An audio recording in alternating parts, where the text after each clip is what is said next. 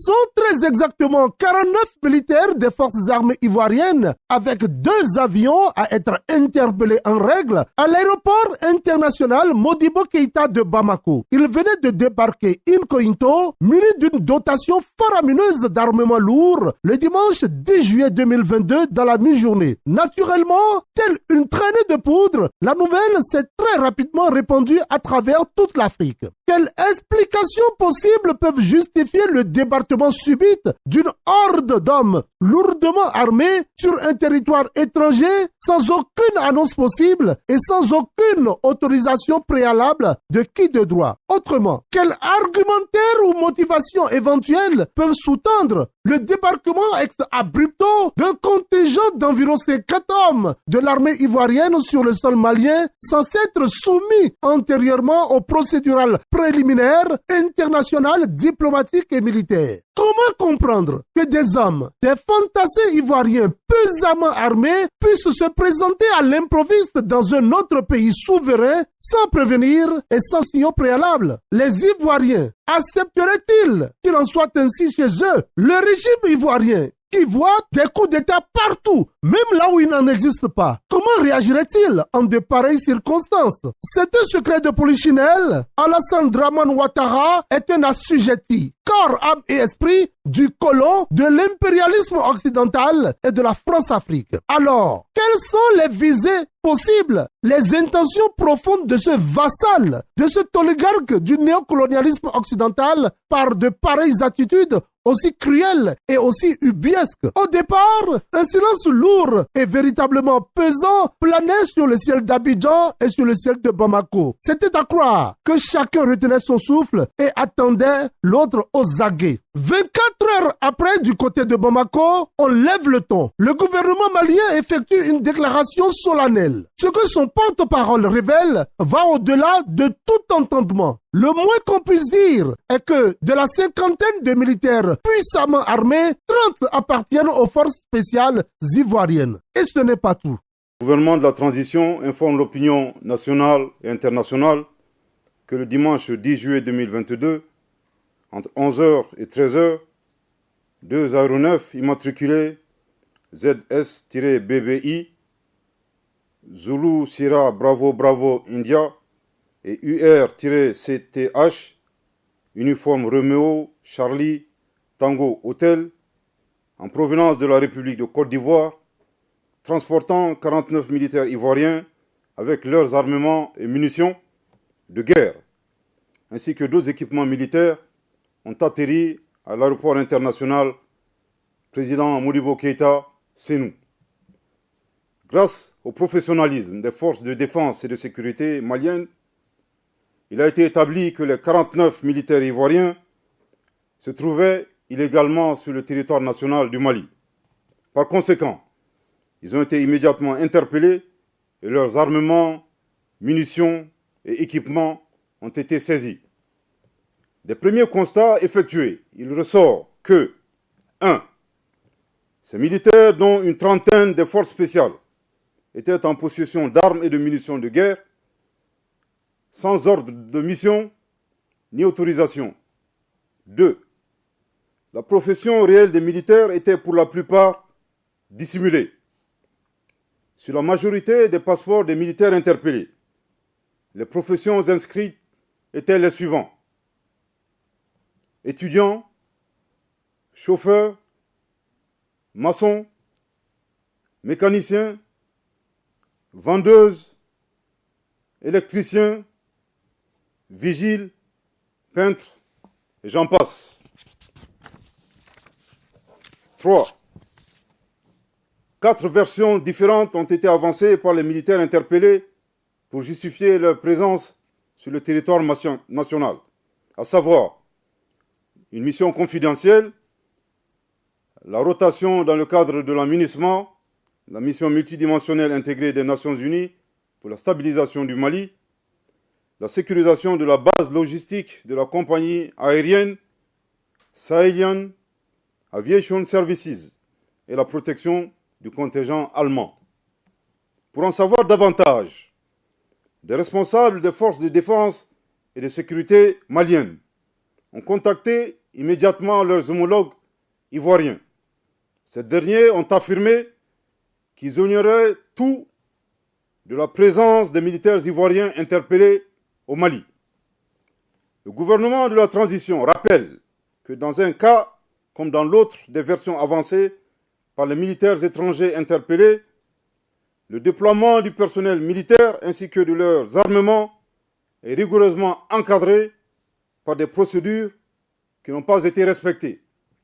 En outre, interrogée par les autorités maliennes, la MINUSMA a indiqué qu'elle n'avait pas de rotation prévue le 10 juillet 2022. Le gouvernement de la transition, après une analyse des faits et sans préjuger de la suite qui sera réservée à cette affaire par les autorités judiciaires, a relevé les manquements et infractions suivants. 1.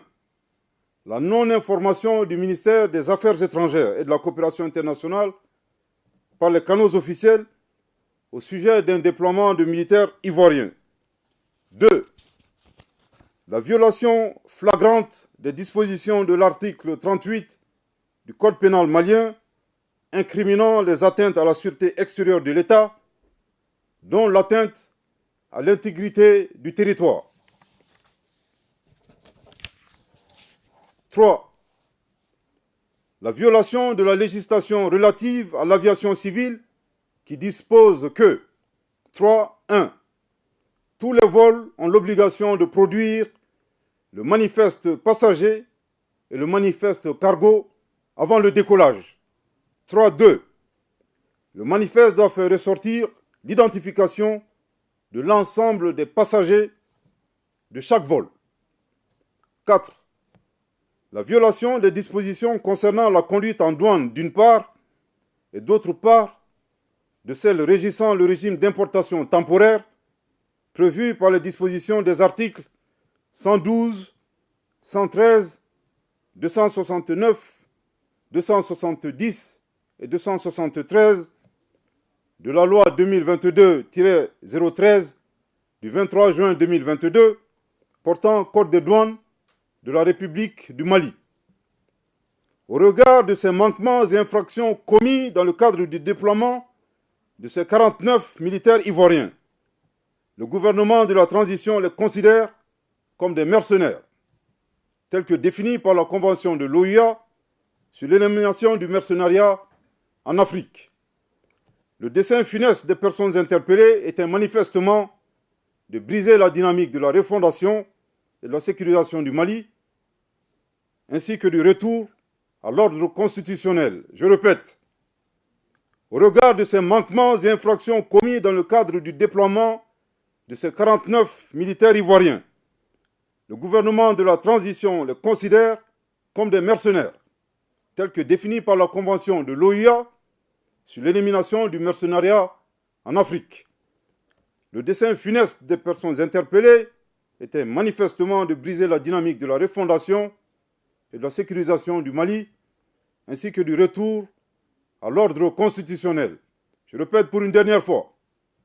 Au regard de ces manquements et infractions commis dans le cadre du déploiement de ces 49 militaires ivoiriens, le gouvernement de la transition les considère comme des mercenaires, tels que définis par la Convention de l'OUA sur l'élimination du mercenariat en Afrique. Le dessein funeste des personnes interpellées était manifestement de briser la dynamique de la refondation et de la sécurisation du Mali ainsi que du retour à l'ordre constitutionnel. En réponse à cet incident, le gouvernement de la transition a décidé de 1. Mettre fin avec effet immédiat à l'activité de protection de la compagnie aérienne Sahelyan Aviation Services par des forces étrangères et exiger leur départ immédiat du territoire malien. 2. Inviter la compagnie aérienne Sahelyan Aviation Services à confier dorénavant sa sécurité aux forces de défense et de sécurité maliennes. 3. Transmettre ce dossier aux autorités judiciaires compétentes. 4. Mettre à la disposition des autorités judiciaires compétentes les 49 militaires ivoiriens interpellés. Le gouvernement de la transition félicite la vigilance des forces de défense et de sécurité du Mali pour leur vigilance.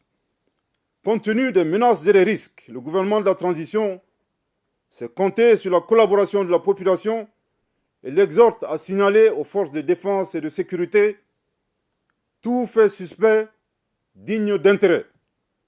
Le gouvernement de la transition, soucieux de la préservation des relations séculaires entre le peuple malien et le peuple ivoirien, est solidaire des autorités ivoiriennes, certainement troublées par la présence illégale des 49 militaires ivoiriens au Mali, à l'insu et sans l'autorisation valable des autorités ivoiriennes. Le gouvernement de la transition voudrait également compter sur la coopération avec la République sœur de Côte d'Ivoire afin que toute la lumière soit faite sur cette affaire. Voilà qui est minutieusement explicite sur un dossier de mercenariat international, dommageable et compromettant pour la Côte d'Ivoire. Question simple. Pourquoi les réelles professions des militaires ont-elles été dissimulées? Militaire est quand même une profession noble. Mais pourquoi en lieu et place des professions militaires a-t-on mis sur les passeports des mercenaires, étudiants, vendeuses, peintres, électriciens, etc. Pour une mission aussi sérieuse, pourquoi les versions pour justifier la présence sur le sol malien de ces mercenaires varient-elles d'un mercenaire à l'autre? Et chacune de leurs assertions ont été rejetées par chacune des structures utilisées pour dissimuler le réel objectif de cette présence ivoirienne au Mali. On évoque une mission confidentielle, une rotation dans le cadre de la MINUSMA. On évoque un relèvement de la base de la compagnie aérienne Sahelian Aviation Services, etc. Pourquoi tant de mythes et d'obscurantisme autour de leur présence sur le sol malien? Mieux, les hauts responsables de l'armée ivoirienne contactés peu de temps après l'atterrissage des cargos ivoiriens ont décliné toute responsabilité et précisent qu'ils ignorent tout de cette mission. Pire, les avions ne disposent conformément aux conventions internationales en matière d'aviation d'aucun manifeste. Et là où le complot est plus criard et suffisamment révélateur d'un décès machiavélique, c'est quand la MINUSMA elle-même, contactée, recuse toute implication indiquant n'avoir prévu aucune rotation ce 10 juillet. En clair, ce sont des mercenaires ivoiriens qui sont au Mali. Et si la haute hiérarchie militaire ivoirienne dément n'être associée ni de près ni de loin à cette expédition mercenariale, il y a lieu de s'interroger sur l'alchimie par laquelle deux cargos bourrés d'armements de guerre et de militaires de forces spéciales de l'armée régulière ivoirienne ont pu quitter l'aéroport d'Abidjan pour se retrouver à l'aéroport international Modibo Keïta de Bamako. N'ont-ils pas reçu l'autorisation de décollage comme cela est de coutume? Alassane Dramane Ouattara est le chef suprême des armées et son petit frère, Téné Ibrahima Ouattara, est le ministre de la Défense. L'aéroport d'où est parti le contingent de 49 mercenaires est entièrement contrôlé par la France, avec le bataillon d'infanterie de marine. Sans se tromper, on peut oser affirmer que ce coup est encore celui de la France-Afrique. C'est désastreux, c'est lamentable. Les premières réactions d'Abidjan le confirment puisqu'elles reconnaissent, certes, que ce sont des soldats ivoiriens, mais pas envoyés par le gouvernement. Alors, n'est-ce pas là de véritables mercenaires? Messieurs militaires, est-ce des fous, des démons pour prendre de tels risques? Il faut simplement conclure là que Alassane Dramane Ouattara et les siens, stratèges insipides, viennent de lancer un bazar, une embrouillamini qui leur a complètement échappé. Désormais, au milieu de la justice malienne, ces soldats ivoiriens vont devoir faire toute la lumière sur la présence au pays de Modibo Keïta et d'Assimi Goïta. Ils devront révéler qui leur a confié le mandat, le contenu de la mission, les spécificités de sa mise en œuvre et l'objectif à terme. Et retenez qu'il n'y aura ici aucune appréhension et controverse à se faire. Le commanditaire unique de cette entreprise barbare de déstabilisation et de fumisterie du Mali, c'est Alassane Dramane Ouattara. puisque des militaires, quelle que soit leur mission, ne peuvent atterrir dans un autre pays sans un ordre de mission préalablement et régulièrement établi par qui de droit, à moins qu'ils appartiennent tous à un régiment spécial de demeurés mentaux et d'aliénés. Tout le monde dégage sa responsabilité dans cette affaire. Il y a là véritablement un manquement grave et des infractions manifestes telles que révélées par le porte-parole du gouvernement malien. Devrait-on, lorsqu'on est un gouvernement sérieux, abandonner des militaires, des agresseurs mandatés à se fondre dans la population persuadés que tôt ou tard, ils mettront en exécution leur sale besogne, qui est de mettre un terme à la sécurisation, à la restructuration et à la refondation du Mali? Devrait-on les laisser ramener le Mali à sa récente période chaotique et anarchique et briser ainsi le vœu sacré de tout un peuple, le retour à l'ordre constitutionnel? Le gouvernement malien a en tout cas pris ses responsabilités. Il a pris les dispositions qui s'imposent en confiant notamment le dossier à la justice. Alassane Dramane Ouattara vraisemblablement vient une fois encore de rater un énième coup d'État contre Assimi Goïta. Et il sacrifie ainsi sur l'autel de la méchanceté gratuite et de la gloutonnerie, sur l'autel de la continuité du colonialisme et du néocolonialisme, 49 soldats de l'armée ivoirienne envoyés en mission de guerre au Mali par ses soins. Mais après plus de 48 heures coupables d'omerta, Alassane Dramane Ouattara réagit. 48 heures d'abandon de 49 soldats des forces spéciales de Côte d'Ivoire. Alassane Dramane Ouattara, se voyant complètement à découvert, dénudé, tel un oiseau, comme d'habitude, effectue un rétro-pédalage spectaculaire. Alassane Dramane Ouattara revendique enfin les 49 soldats qu'il avait auparavant reniés. C'est par un communiqué dit extraordinaire que Alassane Dramane Ouattara réagit. Communiqué qui n'a d'ailleurs rien d'extraordinaire, puisque intervenu après plus de 48 heures. Un communiqué qui révèle à suffisance la capacité de nuisance d'Alassane Dramane Ouattara contre la Côte d'Ivoire elle-même, contre le Mali et contre l'Afrique. Alassane Dramane Ouattara est même désavoué par la France-Afrique dans ce coup, puisque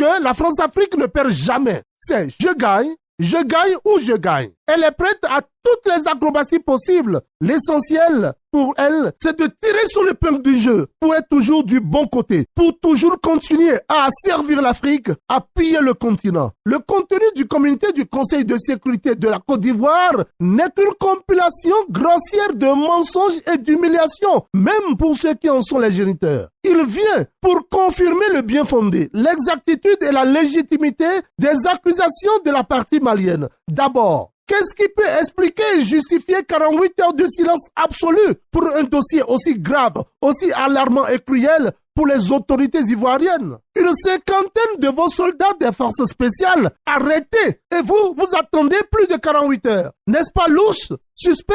Vous laissez 48 heures durant la version malienne, la version de l'autre camp prospérer et fleurir. Et notamment pour des sujets aussi grave et relevant de la sécurité d'une nation. Qui ne dit mot consent, dit l'adage. Puis, pendant ces 48 heures d'omerta, aucune démarche diplomatique, aucune démarche militaire, aucune autre d'une quelconque nature n'a été entreprise. C'est par un simple communiqué que la Côte d'Ivoire traite ce dossier. Cela ne traduit-il pas de l'objectivité et de la justesse de la version malienne du dossier? N'est-ce pas là qu'Alassane Dramane Ouattara et les siens ont ainsi consenti à la thèse malienne? Ou bien était-il complètement accablé par le poids de l'argumentaire et les détails de l'exposé malien? Une cinquantaine de soldats, des paracommandos ivoiriens, qui débarquent en terre libre et souveraine du Mali, sans ordre de mission et sans autorisation, en possession d'armes et de munitions de guerre. Pourquoi Alassane Dramane Ouattara n'a-t-il pas brandi dès les premières heures de l'affaire l'ordre de mission des enseignants? Pourquoi ce vassal de l'Occident n'a-t-il pas révélé les motifs de la dissimulation de la profession réelle des suspects? Pourquoi n'explique-t-il pas le fait qu'en lieu et place de militaires ou soldats sur leur passeport, il a été mis maçon, étudiant, chauffeur, vendeuse, électricien et j'en passe. Pourquoi leur passeport mentent-ils sur leur réelle nature? Un passeport n'est-il pas pourtant un document fondamental de voyage minutieusement étudié et passé au scanner avant que tout porteur n'en fasse usage pour un voyage? Et dans le cas d'espèce, il ne s'agit pas de n'importe qui, il s'agit des militaires. des paracommandos. Et ça devrait être plus sérieux. Cela témoigne suffisamment sur la crédibilité du passeport ivoirien d'aujourd'hui, puisque Alassane Dramane Ouattara lui-même nous indique que même au plus haut sommet de l'État ivoirien, on établit des passeports fantaisistes, fallacieux et sans aucune fiabilité. Acte en est pris. Pourquoi dans son communiqué, le Conseil de sécurité de Côte d'Ivoire présidé par Alassane Dramane Ouattara n'a pu justifier la multiplicité des versions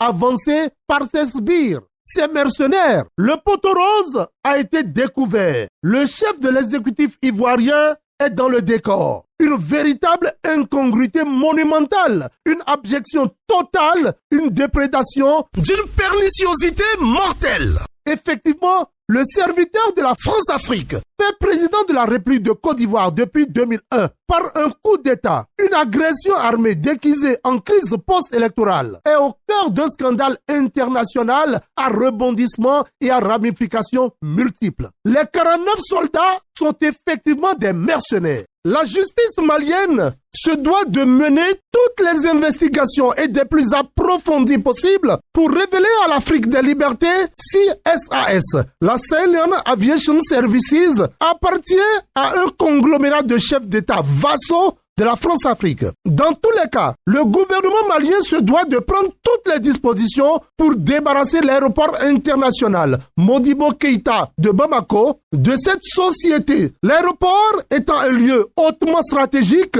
pour le Mali donc, car le mal peut y surgir à tout moment. Le sécuriser suffisamment en le confiant aux vrais patriotes maliens. Aucune société privée ne peut et ne doit faire appel aux forces armées régulières d'un pays étranger pour assurer sa sécurité, encore moins celle de ses installations. Ce serait là une entorse grave à la réglementation internationale en vigueur. Ils sont donc, ces 49 soldats, des mercenaires dans un pays souverain, le Mali, est soupçonné de putsch. Mais à quelle logique répond la nécessité d'aller sécuriser dans un pays étranger, le Mali, la logistique d'une société privée par des forces armées spéciales de Côte d'Ivoire, alors que bien des localités ivoiriennes sont dans la détresse, dans la menace permanente des terroristes de la France-Afrique? Vous avez donc tout compris que le Mali, par cette affaire, a déclenché un séisme de scandale international dont les ramifications et tentacules atteignent déjà plusieurs palais présidentiels d'Afrique et peut-être au-delà. Un scandale dans un autre. Autre aspect, et même des plus importants, est que ces soldats insidieusement et frauduleusement introduits sur le territoire malien constituent pour l'impérialisme occidental une armée de l'ombre, des commandos dormants prêts à servir. On comprend donc les vraies raisons de la dissimulation des différents manifestes et de la dissimulation de la profession des mercenaires. Il faut aujourd'hui une enquête approfondie de la justice malienne sur toutes les activités de cette société SAS, la Sahelian Aviation Services. Surtout, ne pas y associer la fameuse communauté internationale. L'ONU ici est complice de cette aventure cynique parce que collaborant avec cette société depuis plusieurs années déjà. L'ONU est donc co-responsable dans cette affaire. L'Afrique se doit, sans désemparer, combattre ces apatrides, ces fils de l'Afrique qui œuvrent par tous les moyens pour empêcher le continent de gagner. Cette génération d'Africains qui ont contribué à assassiner Patrice Lumumba, Muammar Kadhafi, Sylvanus Olympio, Thomas Sankara et tous les autres dignes fils et leaders honteusement abattus par la France-Afrique. Les Africains dignes, l'Afrique des libertés, se doivent de combattre jusque dans leur dernier retranchement pour débarrasser complètement le continent de ces monstres hideux qui le peuplent actuellement. L'âme et l'esprit de l'Afrique sont désormais aussi dans le combat. Les mânes de nos ancêtres aussi. Il existe un Dieu pour les justes. Et cette fois-ci, c'est Dieu qui les a attrapés. C'est Dieu qui les a mis à découvert. Leur dessein était en effet funeste. Il y a aussi un Dieu pour les Maliens, pour Assimi Goïta, pour Choguel Maïga, pour Abdoulaye Diop et les autres. Ils sont en effet dans la lumière et ils gagneront, quoi qu'il arrive. Ils ont le soutien de toute l'Afrique. L'Afrique des libertés, des intelligences et du développement résistera et gagnera.